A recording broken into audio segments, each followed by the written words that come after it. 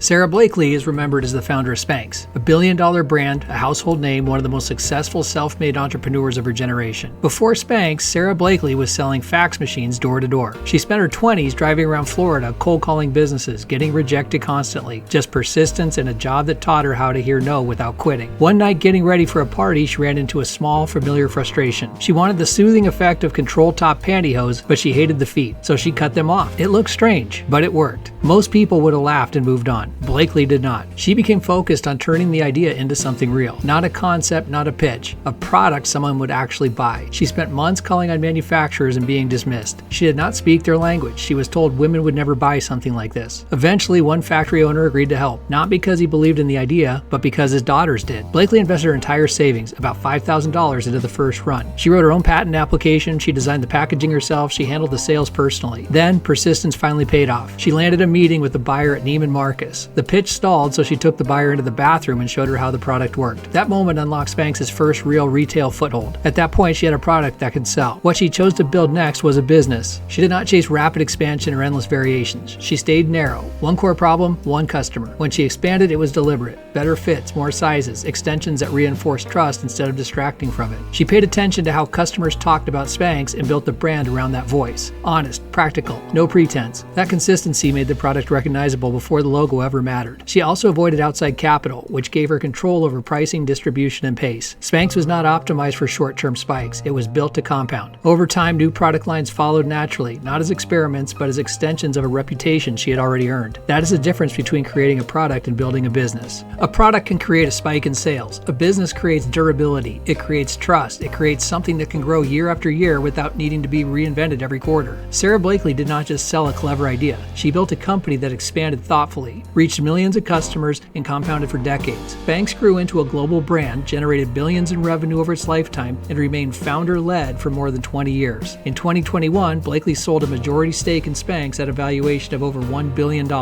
That outcome was not the result of a viral moment or a lucky break. It was the result of turning a simple idea into a disciplined, enduring business. That is the kind of success people are really chasing. Not just a hit product, but something that holds value, creates opportunity, and lasts beyond the moment that it started. See some of that rain from the overnight showers kind of over onto the right-hand side of the roadway there. And you can see some puddles kind of forming in the roadway. There's some water. There. Yeah, I think that's water. Right now, but things were pretty different overnight, as we know. Some rain showers fell. We do have some video from There's a video of rain. This is some look at some video. This is great. This valley. This is Oh my God, it's rain. Overnight, pretty good sound out there, but certainly what we all needed. We have all hoped for this rain, and we're so grateful for it because we know we have not. There, she found it. So it was a little hotter yesterday evening. The video was shot in South Phoenix. You guys can see.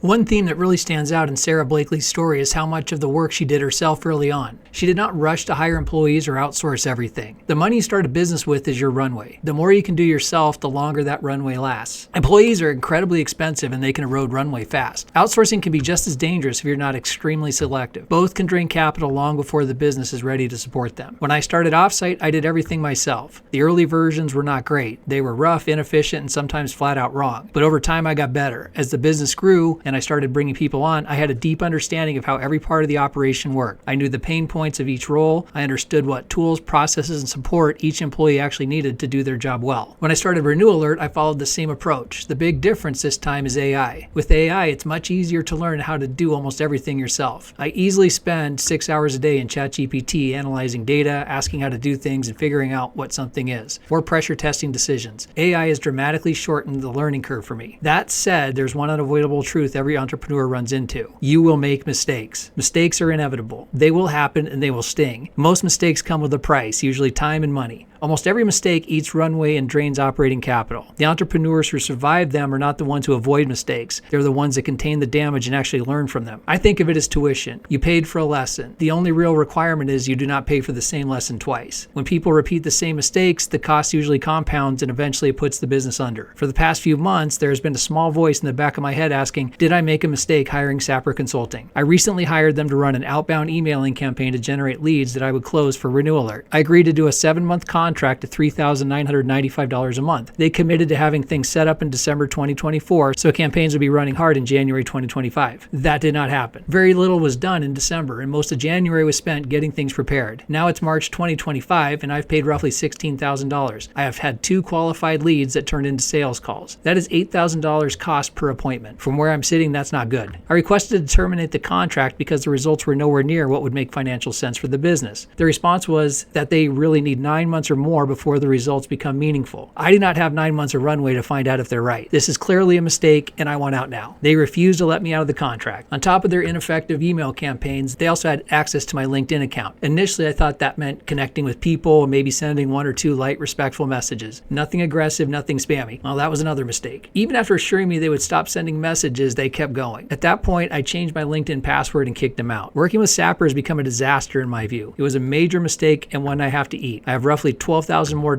before it's finally over. Mistakes are a big part of entrepreneurship, but only if 2 things are true. First, you do not repeat them. Second, they are not so big that they wipe you out financially. I know I'll never repeat this mistake. As for the second one, that remains to be seen. By the time this is done, this single decision will have consumed close to 65% of my runway and operating capital. So this is an example of what Sapper would do for their email campaigns. They got into my LinkedIn, and my understanding was they were supposed to be pulling leads out of there and doing prospecting, but they were supposed to be doing their email campaigns through LinkedIn through a different account. So I actually kept kicking them out of it because I kept seeing these come up. They're like, oh no. So I changed the password and they still somehow their software still stayed in there. This is what I'm trying to clean up now. Terrible email. I don't know where they get these that these would work. Okay, connected. Great. Now you got curious. That's one of the worst. I just think got curious annoys me. It's not her responsibility to solve my curiosity. And then there's an M dash after it, which screams this was AI. Yes, no, I bark at the wrong tree. Let's chat. I mean, this is just a terrible. Oh, that's going to persuade her. Yeah.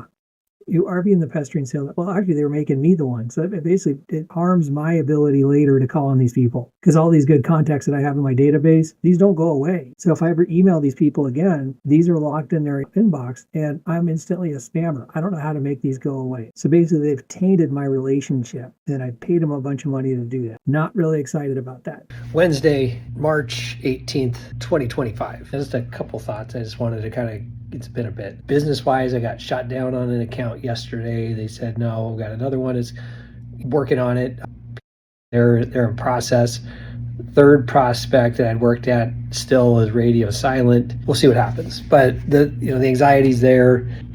Granted, the first 5 months we're mostly working on renewal or offsite stuff, and this has been RenewAlert for the last month and a half, and it's come a long ways. Getting it there, it's building the databases. There's things that make me feel better. I forgot about with offsite. You get the anxiety going. Best thing you can do is create emails, and that's why I love this. I pull the databases up, and basically I'm pulling them out of LinkedIn. And the nice thing, with technology now versus then, so I've got the hospitality REITs. It's a real estate investments. So that's the one. I've actually got this whole mailer imported into my email campaign, and it's sending out a 7 email sequence right now. That's this one right here. That's it right there. So I turned it back on to the open. I had it on HTML off, so I wasn't getting any reads. So we're 4 of those in. You can see there's been 90 sent on the first email, 67. So I think we have 150. So this needs to get to 134. That's the first email of the sequence. There's a second email sequence, third. This is where I shut off the opens, but I had a pretty decent open rate on my emails, 25, 26%, 27. Here's the variances of the sends. For this campaign, here's the sequences of my emails. So these are the emails I put in, hi, first name. Step 2, I've got the tracking on. Stop sending emails on a reply. I've got that disabled because it could be an out of office, max limit 30. And you actually have timing between your emails so you don't hit one server too hard and then get flagged as spam. So this is the new one right here, Hospitality Management A, and out of 20 it's saying a 5% open rate, but it is still early. It just started the campaign this morning. I got 2 of them, so there should be 60 emails a day going out, so we're a third of the way through. And we have a 25% rate on that right now. I haven't really had any replies or information on the hotel REITs come back in yet. And so I don't know if that's a new vertical market. It's just not good for me or what. I do have an offsite one going as well. That one's a 450 contact. Did not turn the HTML on those because I want to maximize their inbox hitting, because those copier dealers have a little trickier spam filters. Building databases. So if I go, so here's the hospitality. I just did A yesterday. So these are all the hospitality companies I could find online. And then I go through the LinkedIn and I use Rocket Reach to help pull the email address out. And I pull that in. I do have their LinkedIn profiles here. I was doing more of them. And then I've got a Humantic personality profile. I was catching on them all, but then I decided it's maybe more efficient for people when I'm more dialed in on talking to them, or going to leverage stuff more through LinkedIn. So like Ambridge Hospitality, AGS, AKA. So there's so many of them. I just did A. And then what I wanted to do was, rather than, let's make the whole list then send it. It takes so long for the email campaigns to cycle through it. I decided to just say, okay, I'm going to stop at A, pull it in, upload it, and send it. And then, okay, now I at least have an email campaign with 81 hospitality management companies getting outreach right now. And I've worked on the email sequence for that yesterday, which is a little different than the hotel REIT. So that's a 7 email sequence. It's different. The subject lines, I figured I had to be good and improve on that. Second thing I did was I made a promotion program, RenewAlert Rewards, referrals. And that's where we're going to basically commission people, pay them based on the number of users. So if someone refers a company and they, hey, Scott, and so I actually made a link that you can click on through renewalert.net. And I put it on LinkedIn. Referral rewards. Payment structure, 1 to 2 users, 25, 3 to 10, 100.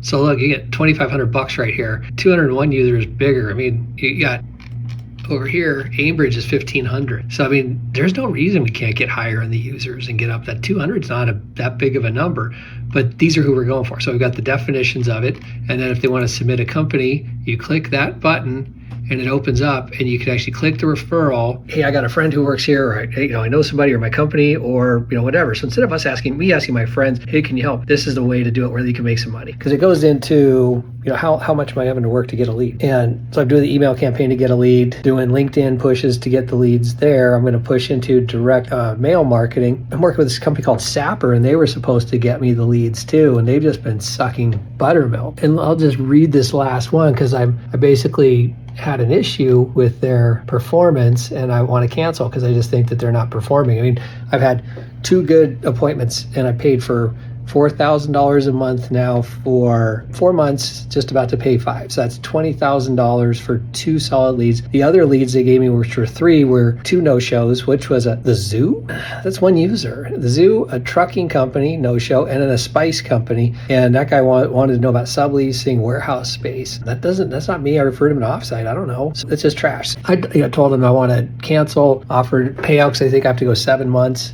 and learn some lessons again on bad contract negotiation on my own. But okay, let's say, here you go. There's statistics. We have sent 145 pieces of direct mail. We have sent over 23,000 emails to 5,647 individual prospects. So if I'm going to combine that thing and say out of 23,000, let's say 5,600 prospects, I don't know, or do we do 23? So 5,647 prospects plus the 147. So 5,700 prospects divided by, and I'm going to take their shit leads too and count them. That's a 0.00877% appointment rate. That's dog shit. So it's been one of those things. I thought I could count on them to do this, and I'm finding I have to do it myself. So I'm just going to do it. I'm figuring it out. I'm learning it and doing it myself. I'm going to do it better. And I have a feeling that they're making junk though too. I'm not big enough, so they're doing half-assed stuff. Email. I want to stop it on LinkedIn. I mean, they're sending stuff from my LinkedIn on behalf of me, and it's making me look like a dumb fucking spammer who doesn't understand stuff. Hey, curious. I hate when people write curious. Can't get them to fucking stop it. I see it go to a good prospect too. I'm like, don't stop, abort.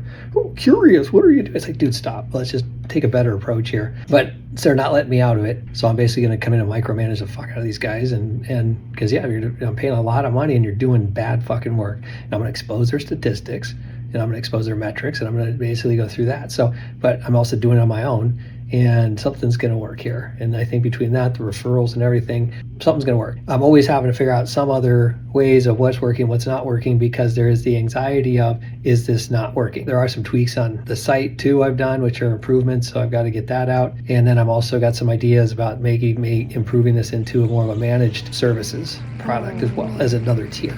This business blog documents my journey on how to start a business, how to start a software company, and start up businesses from zero. If you're searching for startup tips, business ideas, or how to start a business, start a software business, and how to run a business effectively, as well as different startup business ideas, subscribe for new videos every week.